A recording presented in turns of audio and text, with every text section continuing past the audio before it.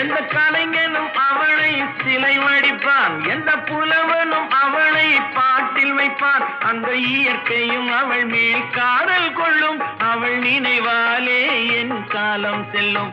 நான் பார்த்ததிலே அவள் ஒருத்தியை தான் நல்ல அழகி என்பேன், நல்ல அழகி என்பேன்.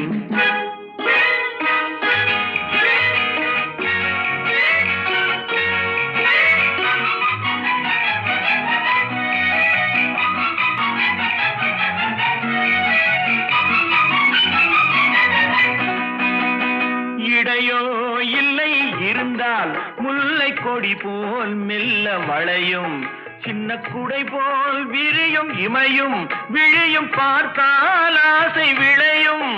அந்த பூமகள் திருமுகம் மேலே குளிர் புன்னகை வருவதனாலே நிலவோ மலரோ